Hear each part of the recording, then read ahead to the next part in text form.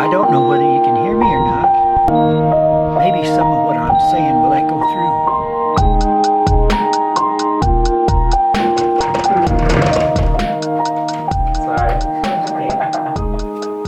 through. Welcome back to Trust God, Bro, episode 57. Woo! Yes. Through the roof. You took your final today. Last final of the semester. I'm done. You're done. You're a free man. For like 2 weeks. For 2 weeks. 3 weeks, yep. Okay. But not really, because you're working. Today we have Ben Steffen on the podcast. We're talking about work and the struggles of work, choosing a career, and working to the glory of God. And I'm excited. I think this is something that has been a struggle for me. And Ben is really passionate about it. So I think Ben is going to really help me grow in this.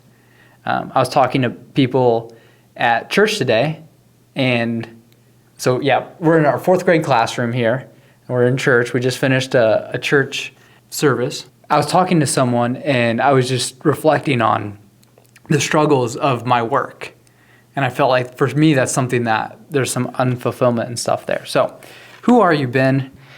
What do you do? What's your favorite food? How old are you? Could you give us a little insight into who you are and what makes you tick? Yeah. So I'm Ben Steffen. I'm 19 as of 2 days ago. Wow. Favorite foods? Happy birthday. You know, I'm pretty basic when it comes to that. Mm-hmm. So I'd have to go cheeseburger, Five Guys especially. That's probably my favorite. That's what I had on my birthday. Family-wise, so I have 4 brothers. I'm right in the middle. I have 2 above, 2 below. I am a freshman at Heartland Community College. Planning on 4 years. We'll see how that goes. So for work, I'm 19 now. When I was 16, I started the summer after my sophomore year at Knapp Builders here in Bloomington. And I kind of got involved in that through a mentor process in our church with Charlie Knapp, the founder. As he kind of got me set up with that, and I've just kind of fallen in love with it. Mm-hmm. And, you know, through the past 3 years, I've had ups and downs and questions about where am I going? What is this what I should be doing? And so I'm at peace today, but, we'll get into kind of how things can change. And Well, I have a pop question. I think that's some good insight into who you are. What's your favorite cereal? Oh, man. Okay. I fluctuated over the years. My go-to used to be Life cinnamon cereal. Okay. Like, that was it. It's classic. I've kind of burned it out, honestly. So I'm between, like, Honey Nut Cheerios and honeycombs. Yeah. So that'd probably be Are you a big honeycombs. Cereal guy? Do you like cereal? I don't have time anymore really to. I just grab something and on the road, eat. Typically granola bars. Yeah, I'll do a bag of cereal every once in a while. Okay, more of a Saturday thing, maybe. Yeah, Saturday, Sunday, that type of thing. Another question: what's the most beautiful thing you've ever seen? One of them was June of 2019. It was a mission trip to Jamaica with the Bible class, and we built this little house. And it was before I started for Knapp, so I really didn't know a whole lot at all. And so Mike Robinson was in charge of it, and so put up the walls, and then we put up panel sheeting on the exterior, cut out the window, and it was like right out of like a computer background screen. Like it was perfect. It was the mountains in there. You could see a couple goats down in there and the blue sky and clouds. And that was, I remember being like, this is beautiful. But you're really, you're really into construction, right? That's what it sounds like. Mm-hmm. It's something that you're very passionate about, big construction guy. I guess, what was it about construction that appealed to you? Yeah, pretty much my whole life I've been working with my hands. Me and my oldest brother, we two are more of the mechanical thinkers in my family. And My parents actually thought I was going to be the mechanic, and my brother was going to be a builder or electrician, something like that. It's the opposite. I'm the builder, and he's the mechanic. So I don't know. I've always really enjoyed little projects, and I've been pushing my boundaries of like skill level for my age, I feel like, for a very long time. When I was in second grade, I got my first wood burner, like pyrography pen. Yeah. And I started making wood burnings for all the kids in my class. I started selling them. I made like $700 in grade school. And that's like a huge deal back then. So that was a real big thing. In grade school? In grade school. What? It was, yeah. I had teachers come up to me and they're like, we're not going to stop you, but just don't sell them during class. And so, yeah, it was awesome. Wow. I made some money during that. Yeah. But $700 is a lot now. Yeah. Then through junior high, it was kind of the same thing. And then in high school, I got a really cool ag teacher. And he really saw potential in me and really pushed me to go past my boundaries of even, things that like older adults would do. Fine woodworking, things like that. And found that I've really enjoyed that, and but along with that, I enjoy all aspects: rough carpentry, framing, which is what I do the most right now. But then also fine woodworking. So he, pushed me for all that, and gave me opportunities and got me connections. And then graduating, I just always had I always pictured myself building houses like that. I wasn't set on that, but it was a huge option. I knew it was a potential career for me. And then, getting set up with NAPS, it's had ups and downs and questions, but I've learned a lot, and I feel like I'm giving back to the company in a productive, productive way. Yeah. This podcast, we're going to break up into 2 sections. So the first part is choosing a career. How do you know how to choose a career? Like, what do you go into? What do you do? And the second part is going to be working to God's glory. So all of this can be centered around work and what that looks like. So, no, I think hearing your perspective is going to benefit us a lot. So the main message of this podcast is work is rewarding, hard, and only redeemed through Jesus. So if you don't get anything else out of this, it's rewarding, hard, and only redeemed through Jesus. And I think there's a lot of different ways you can go when you look at work. But I wanted to ask the first question, how do you view work? Like when you show up to job site, to work, whatever you call it, how do you view that? Like, what's going through your brain? Like, are you like jumping for joy? Are you like falling out of your truck? Like, I can't believe I have to see Nathan Stock again. Oh, Nathan. He's a coworker with him. I don't know. What goes through your brain? Well, I mean, obviously, you have your off days. Even sometimes multiple times a week, a month. It depends on just your mood and what's going on. So yeah, you have your off days, your days where you're just kind of clocked out for the day. You don't really want to do anything or don't want to push the limits. But how I view work, it's something that you have to do. In rare cases, can you go your life without working? So it's something that you have to do, have to provide, have to, especially men. But even, women at younger ages and now, it's something that a lot of people have to do. And, I think, we'll kind of go through just the different things you can come across, different changes, but you should find something in your life that you truly enjoy, that brings you happiness. But then along with that, don't make it your idol. And that's something I've had to work on for sure, where I start getting into a groove and I'm like, wow, okay, I really like this. I feel like I'm decent at it, but then it becomes overwhelming. Yeah. And people, even in grade school with those wood burnings, people compliment you. Oh wow, you're so talented.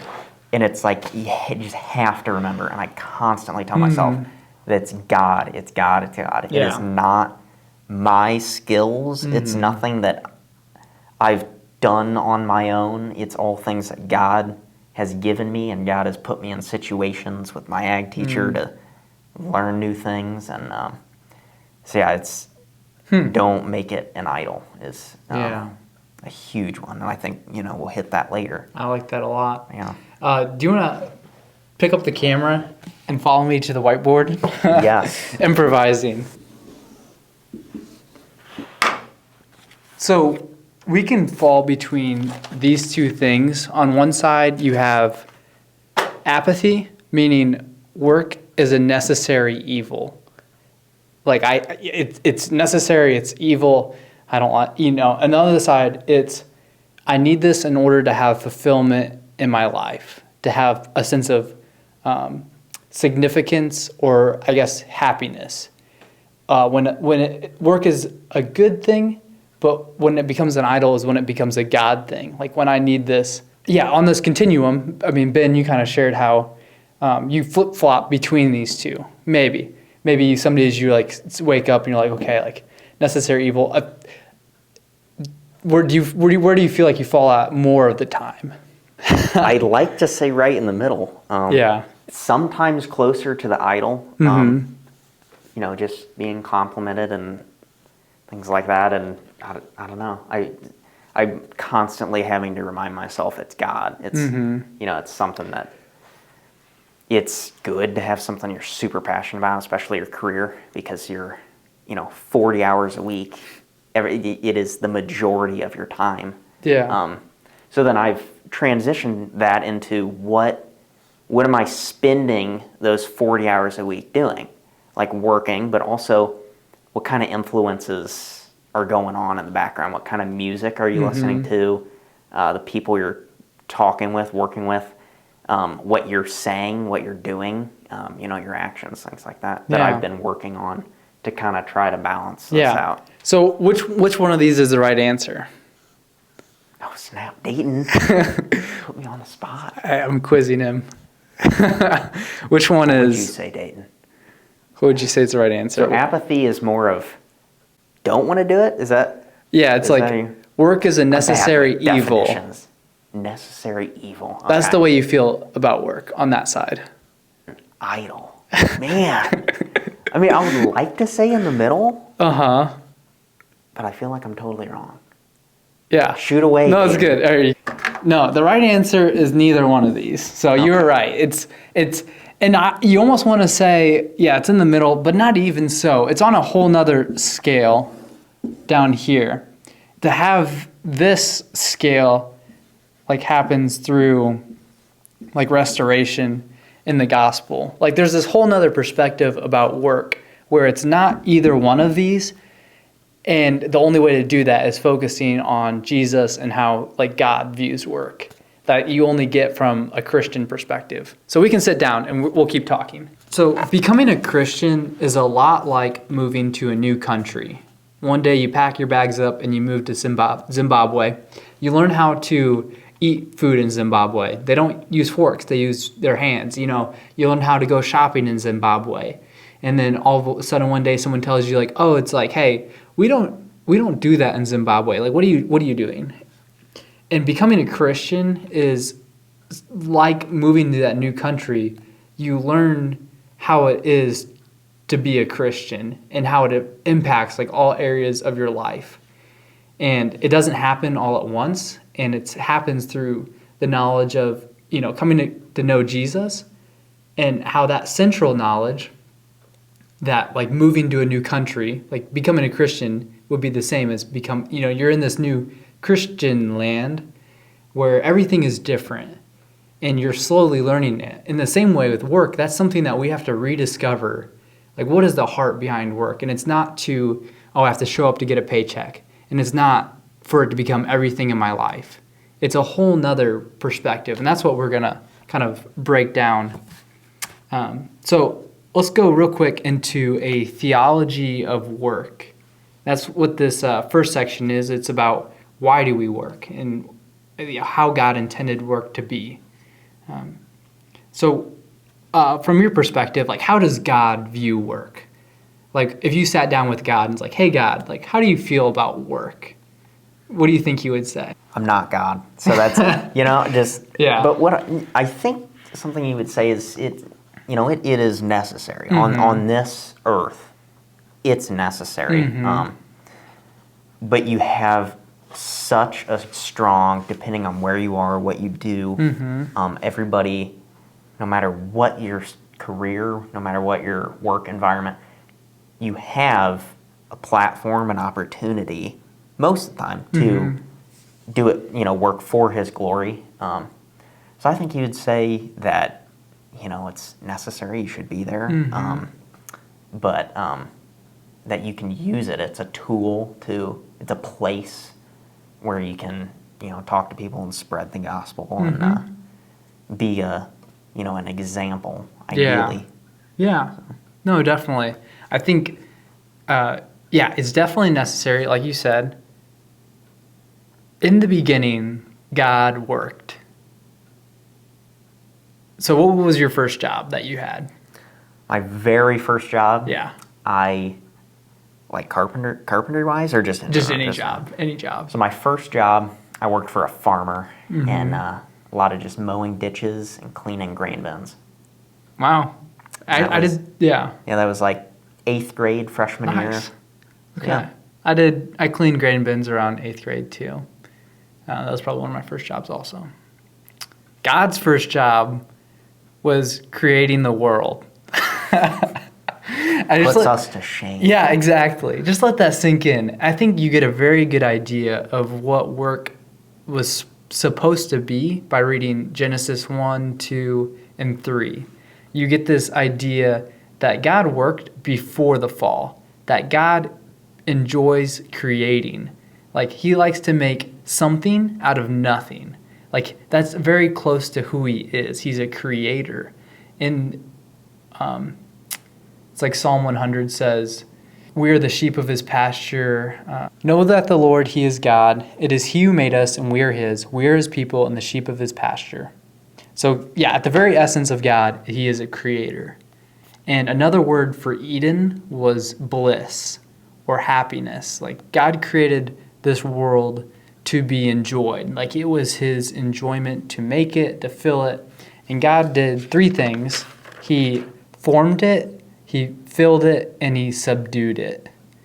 And then you see he creates humans who also, form things, they fill things, and they subdue things. They bring order out of chaos just as God brought order out of chaos. This was something that happened before the fall. So work isn't something that happens like because of the fallen world, but it's something that is good in itself. So in heaven, a lot of people suppose that we'll still be working. Like we'll still have stuff that we'll continue to do just because God just likes to create things that we also like to create things. That people just purely out of the enjoyment of it will work and create and do stuff. Have you ever thought about that before? Yeah, I have a coworker that we go, real deep spiritually with certain things, and he can't wait for heaven because, he believes he's got to be building houses, and maybe, we don't know, supposing. but it comes down to, God created our happiness, so no matter what we're doing, we're gonna love it. Yeah. I mean, heaven is a lot like earth, just with all the bad things removed from it. Like all the beautiful things, the highest highs, the conversation I'm enjoying with you, the conversation I enjoy with my friends, the food I eat, everything good, which all the evil, like in my heart now, there's still stuff that's in the way from me loving you, or there's still stuff in the way of like me being a great friend to people. And so heaven would be the same thing, like work without all of the bad stuff with the work we have. And that's not the whole point. The whole point of heaven is to get God. But God gives us gifts. And one of those gifts is work. That's the way it was meant to be. God created work as a gift to us. And when we put that gift above God, that's when we get stuff messed up. But I want to share a quote, and then we're going to move into choosing career. That's the first half. So, work is as much a basic human need as food, beauty, rest, friendship, prayer, and sexuality. It is not simply medicine, but food for our soul. Without meaningful work, we sense significant inner loss and emptiness. Yeah, I think you get this feeling that work is very good. It was made to be a God-glorifying thing, and it's been twisted, but... Yeah, I think one thing that kind of fits in there is Colossians 3:23 through 24. Whatever you do, work at it with all your heart, as working for the Lord, not for human masters, since you know that you will receive an inheritance from the Lord as a reward. It is the Lord Christ you are serving. It's the Lord Christ we're serving. That's a good look into it. What would you say to someone? I'm 18 years old. You just turned 18, right? 19. 19. I'm sorry. You're good.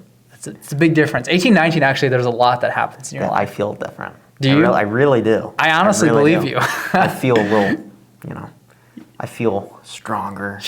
Honestly, I just feel wiser. A little older. Good. Yeah. What'd you enjoy for your dinner birthday? Had Five Guys. And had a cookie cake from Mrs. Fields, which they took out of the mall. And so... What? Yeah, we had the drive. Well, my mom, my lovely mom, wow. drove all the way to Bless Peoria to get cookie cake. From Mrs. Fields? From Mrs. Fields. In like what, the Northwoods Mall? I think in Peoria? So. Yeah. It's like the most rundown mall ever. Anyways, tangent. Okay, so I am you. Imagine you're talking to yourself. Like little you. And you're like, hey, what should I do? Like what would you tell someone?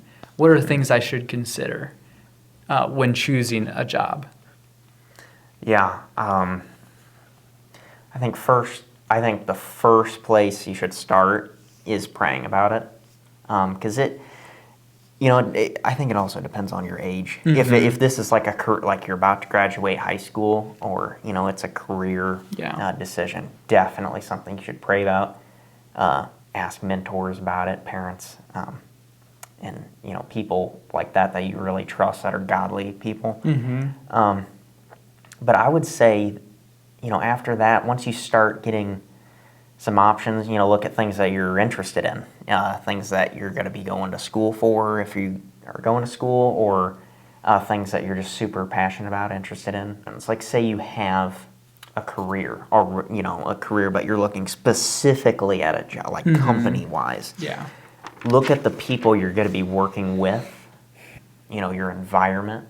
Things like that that can build you up or tear you down very quickly, and that's something that I have, encountered and found out, and so yeah. Like you said, like the field itself might be hard for a lot of people because they don't.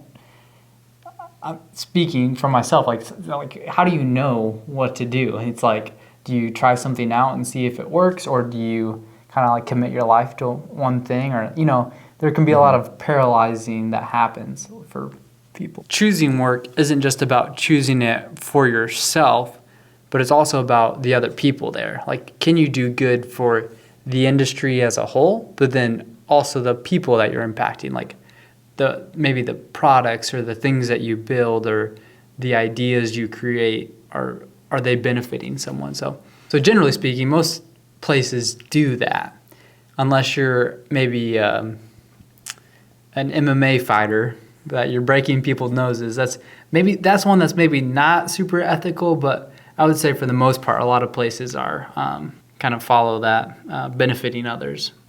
Yeah, I just think the main things are praying about it. Mm-hmm. And if you really, like in my life, when I've really struggled with stuff like that, the best is are you spiritually sound right now? And then when you are, you feel like you are, just kind of letting it go and praying about it, but just don't stress about it. And that's where I found success, where I'm like, God, I don't know, and this is for any situation really, is I don't know what to do here, or I have a lot of options, or whatever the case. So just giving it to God and just letting Him kind of, put the formula together, and that in my life is where I've seen God work, where I've seen God speak to me, and things is through situational, stuff, situations He's put me in and has worked for me. So there is no like, this is what you should do, A through Z, in order of, and by the end of this list or end of this podcast, you'll know exactly what you're going to do for your career. Because then also a point, we were talking about earlier is careers change. Like right now, I'm 19, and I feel like I'm in a pretty good groove right now.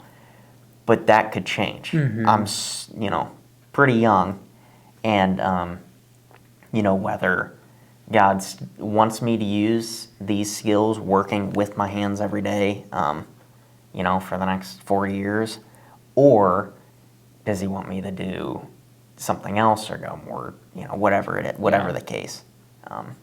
So that is something that you can, half your life or even a third or a fourth of your life, you can be real comfortable with one thing and then totally 180 change to something that you're more passionate about, or that God, is pushing you towards. So that's something to consider. It's I don't know.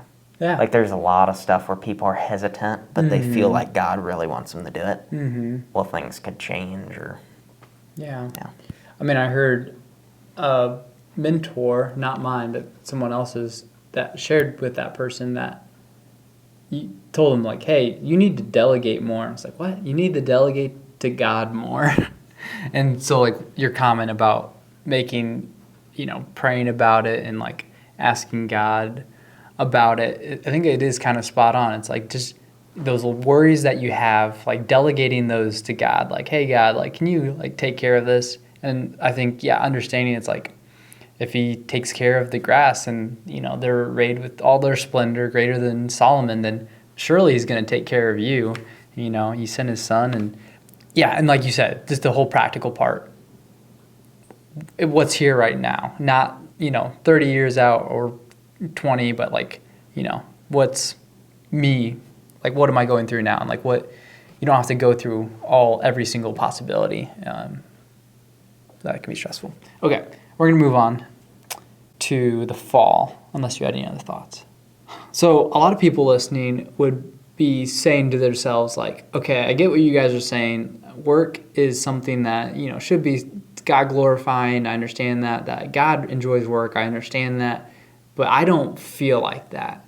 Like, I show up and work is a struggle for me. Like, I'm just trying to make it to 10:30, like 10:30 break, or whatever you're trying to get through just to get the paycheck and leave. Or maybe you don't have a job right now. I mean, I think there's probably people in that category. You're trying to decide what to do, and you'd be happy with anything, and maybe the work you're doing now is painful. Like you're working and it's like super long hours, and you're being broken down through it. From your experience, you would say that work does not seem like a good thing, So why is work hard? Yeah, I mean, it's good, but like we also said, it's hard. Like, why is work hard? And it could be, hey, I have this task to do. My brain isn't sharp enough. I'm not strong enough to do this task. Or you have coworkers, or maybe the work you're doing is feeling pointless. Like you're working and it's like, okay, like I feel like I'm not making a difference. Or you do something and all of a sudden, like, hey, we want you to build that shed over here. like 20 feet away from where you actually built it. Stuff like that. And you're like, you have to tear it down. It's like, what's the point of this? You know, there's stuff like that where it's like, it's just not pleasant. Yeah, there are days where you just get, especially in, construction has such a, there's a lot of stereotypes. Most of them are true. But, then you get, stereotypes of like just angry guys, smokers, rough people. And that's where naps really shines through because it's not that. But there are days where you do get frustrated because it's a very intense, high-speed, dangerous job. And, if you mess up something or, a customer, there's a change order or something that it's like, oh, we just did this or just fixed this. So, there are times where I get, very angry and other people get angry and you just kind of feel the pressure of this is a job. Or it's most of the time I'm very happy and content, but there are times where you just are like, oh, just, it's very frustrating. Huh. Yeah, and I'm sure your frustrations would be different than someone else in a different job. Tonight we sang Joy to the World, and they have an interesting phrase in that, which didn't stick out to me until now. The line goes, where thorns infest the ground.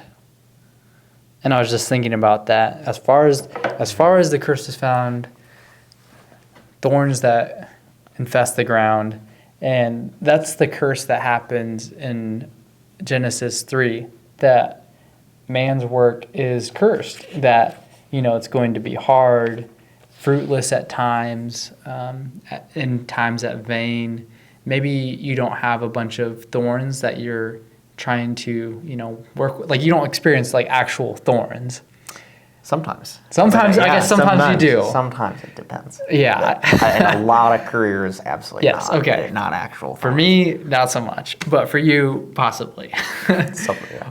And just like the difficulties of work, that is a result of us, turning away from God and like sinning against God, that the work we do is like, yes, meant to be good, is now infested with pain and struggle, and it's difficult. It doesn't really come as easy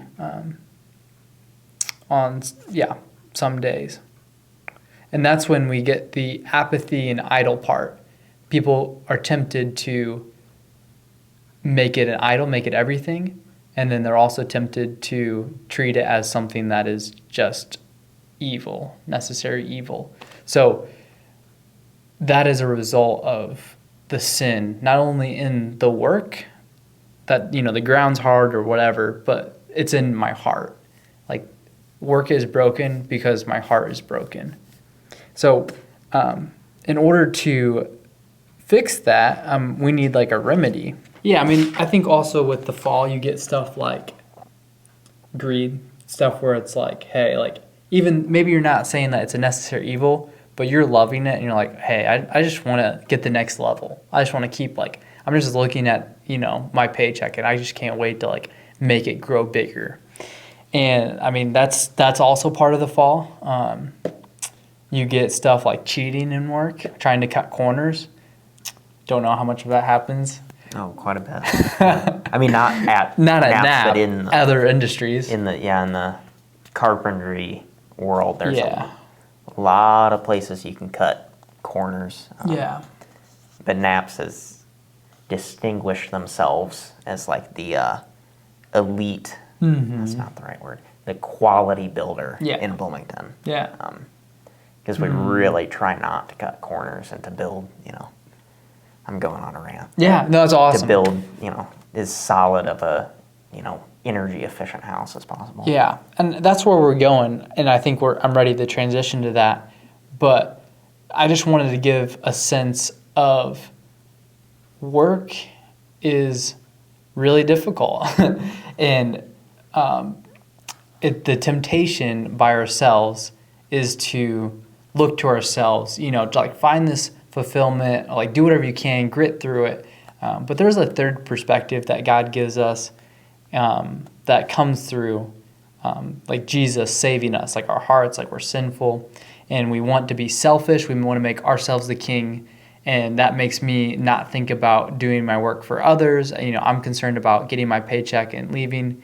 But when you become a Christian, like God is the king of your life. And he also says, to love others and to primarily love God, but then also love others. So it changes the way you look at work even. So how do you overcome some of those difficulties? It's like, work's hard. How do you live out work as a Christian? I talked about moving to a new country, Zimbabwe. It's like, okay, you move to this new country, Christian land. How do you begin to work in Christian land? Like, what does that look like? Probably the first thing you should do is like learn the language and things. So yeah, going around and using your resources, the things that are given to you, provided to you, to help with that. So specifically at my job, kind of living out the Christian lifestyle, which is what it should be, a lifestyle. There's been a few things that have really helped me. One is music. Music is a huge part of my day. Yeah. Whether it's driving to and from job sites, on the job site, listening to it, even on like side jobs like mowing here, church. So it's a huge part. So many hours of music. So what are you listening to? So there's about 8 workers at Naps, and all of them are solid Christians, and all of them that play music are generally playing Christian music. Yeah. Either Christian or very clean 80s or whatever, just random stuff. But yeah, so the music has helped me tremendously. Just kind of keeping my mind where it should be throughout the day. Yeah. Focused on God first and foremost and my relationship with Him, but then also focused on what I'm doing, obviously, right there. Yeah. And then the other thing is the people. Being a Christian-based company, that is our main goal, is to be the quality Christian carpenters that you don't have to worry about leaving your house unlocked or you going to work for the day and we're there. And that is one thing that we've been complimented on is the trustworthiness that customers are able to pour into us and stuff, and or that they see in us. Story time with Ben. Yeah, so Naps, the reason why Nap Builders is so special to me, and it's helped me tremendously, is because of the company and the people helping me on my spiritual journey, spiritual walk. So right after I came back from the 2019 Jamaica trip is when I started at Naps. Is that right? Yes. And so I was, a newborn, born-again Christian, very, I was a toddler, I'd say, maybe even a baby at the time. And Nice. I was struggling. I mean, I was doing stuff, but it was come back, and you're down off a spiritual high, and then you're back to, living life, changed, but not doing the full Christian lifestyle. And so there was one specific job where me and he's the head framer and co-owner, his name's Wes Cabe. Me and him drove to Peoria, East Peoria, every day for about a month and a half. And it was a real big house that we were working on. We were doing a whole first floor remodel, kitchen remodel, the entire dining room, living room, everything. And the drives over there, he's a very outspoken, passionate Christian. And we'd have an hour and 15, 20 minutes every day there and back to talk. And so every day, he would just bring up, spiritual health, spiritual journey. And it was just talking to him that really, really, enriched my spiritual journey. And then having those two of music and people, then having that conversation. Well, while that's happening, we're listening to the WCIC, and then I get there and listen. It was just like a Jesus overload. And it was like, probably shouldn't even use that term, because you can't get overloaded with Jesus. It's a funny way to put it. That's, that's one thing. You can get burned out and overloaded with everything, but you can't be overloaded with Jesus. But it was, that was just a really good thing. Really touched me. Yeah, and helped me on my journey.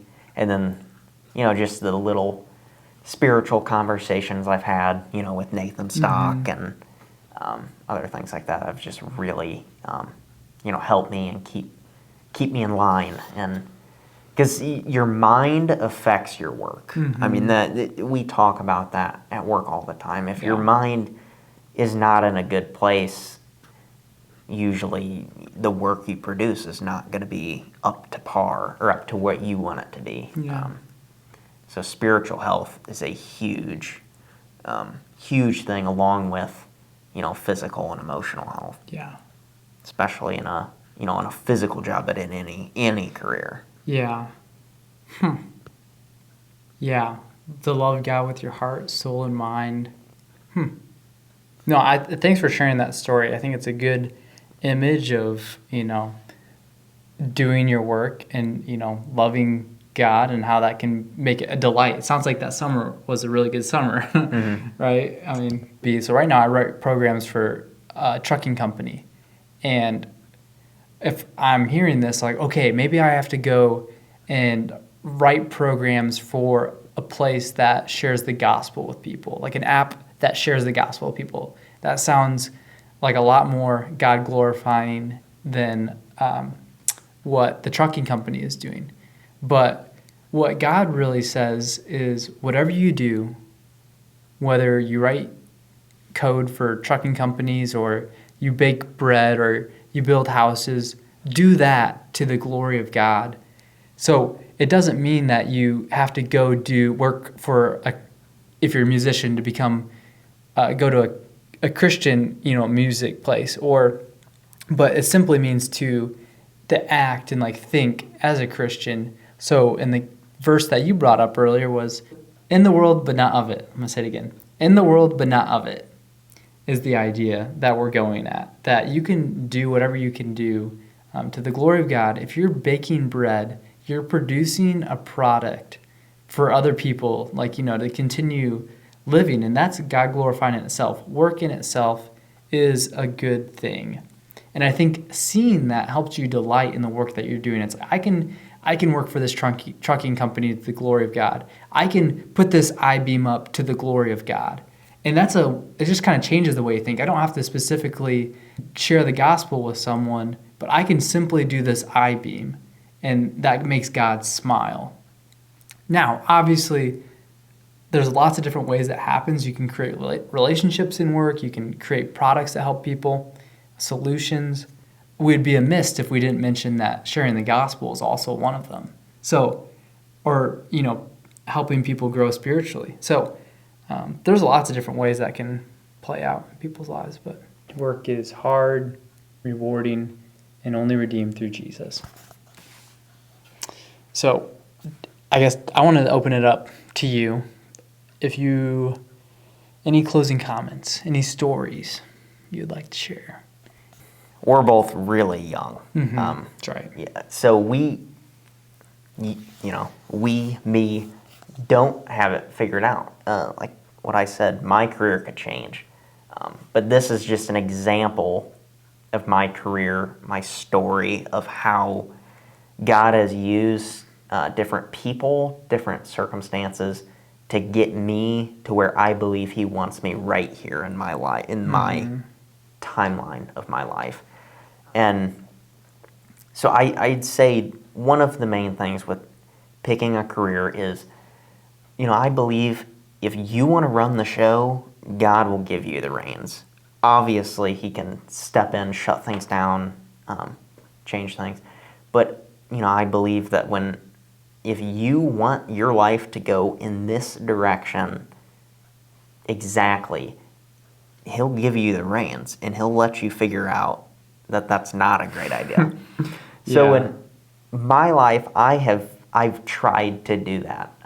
Right when I graduated high school, I was like, okay, it hit me like that week. Mm-hmm. Is this what I'm gonna do? And I had different ideas of like, this is where I want to be in 5 years, 10 years. Mm-hmm. This is where I want to be right now. I want this, I want this, I want this. But it was when I gave it to God and was like, you know what? This is not this shouldn't be just my decision of what I should be doing. It was then that God opened up these massive opportunities for me, different positions in work, different opportunities, different things, tools, stuff that I believe it was when I gave it to God and was like, you know what, I'm done running the show. Yeah. Give it to God is when it started playing out in my favor. And I just feel like I was very, very fortunate for that. Proverbs 16:3, commit to the Lord whatever you do, and he will establish your plans. In my opinion, sums it up. Yeah, it's a good. You just flip that open? Yeah. Yeah, sweet. I think it's true that work was made not to be for us, purely for us. And thinking of it as terms of self-fulfillment and self-actualization only will slowly crush you. Like if you think of this as something that is going to make my life complete, like it will slowly crush you. And so when you come into the Christian land, you learn that work is meant to be something to glorify God and to benefit others.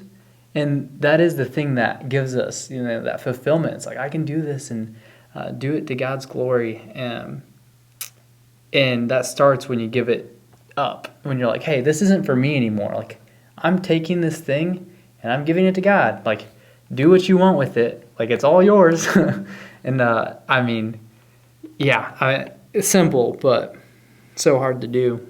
For myself, I think something that I always wanted to do was do a job in ministry. And so for me, that was something where I would say brings me a lot of like unhappiness of what I'm doing now. And so I think when I've learned that the work that I'm doing, like simply like, writing code for a transportation company is glorifying God, and like thinking about what are ways I can glorify God in my job have really helped me. So I think just talking about that with you has been really helpful for me personally, because it's something that I sincerely struggle with. So I think this is good stuff, and I think a lot to think about. Mm-hmm. Any other thoughts? Sure. Closing thoughts? In other words, if you had to sum up this podcast, you would say something like trust God, bro. Trust God, bro. Yeah, that would, yeah. Real quick, some housekeeping stuff. Business for the Glory of God by Wayne Grudem. Every Good Endeavor by Tim Keller. And Ordinary, Sustainable Faith in a Radical Restless World by Michael Horton. 3 good resources if you're interested in reading more about this content. I kind of looked up some of this stuff from Tim Keller's, and I read Wayne Grudem's book once. It's like super short, like 50 pages. And I have not read Ordinary, but I've heard good things. So possibly t-shirts in the future. I designed them. Oh boy. Have not ordered them, so I'll be posting more episodes. Thanks for hopping on and kind of just help kickstart it. I've been really thankful for the people that have reached out to me and just shared how they've been encouraged and how they've like trusted God in their own life. And yeah, it's not about the podcast but really it is like making God big. So thanks for helping kickstart it. Yeah, no problem. Okay, ready? I'm ready. All right, I'm gonna count us that. 3, 2. Yeah. And that's how you trust God, bro.